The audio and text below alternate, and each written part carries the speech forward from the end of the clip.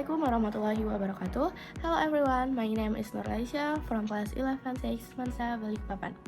In this video, I'm going to be critiquing a novel written by one of our amazing teacher in Semansa Balikpapan, Ma'am Dayang Suryani, titled The True Man from Heaven, a special gift for my beloved husband.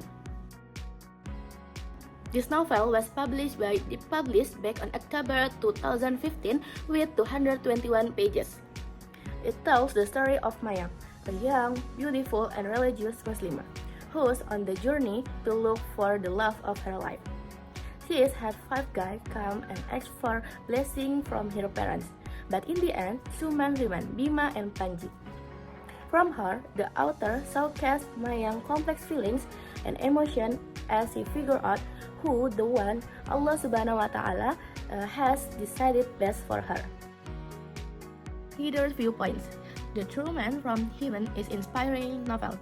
It highlights a faith, parental blessing, and good character in marriage.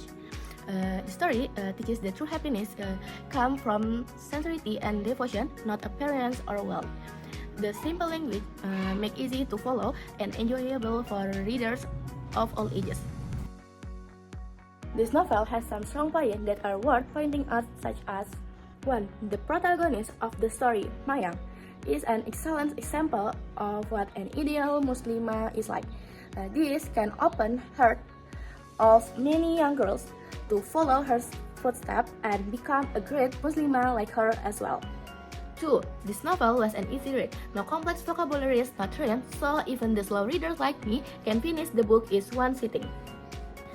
3. The story is an opener, especially to the younger generation whose perception of what love means has been ruined by social media and such. It teaches what an ideal relationship is like in Islam. 4. Panji is literally walking a green flag. Other men should learn to be a bit more like Panji.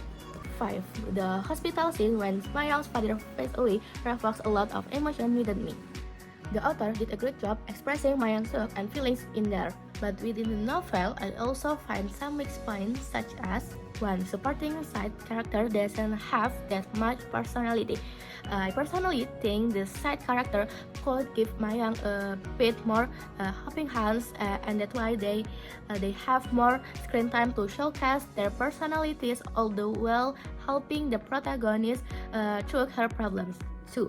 The novel sense can use a bit more description, how the character looks, how the situation feels at the scene, and such need a more specific description to enhance a reader imagination and visualization of the scene.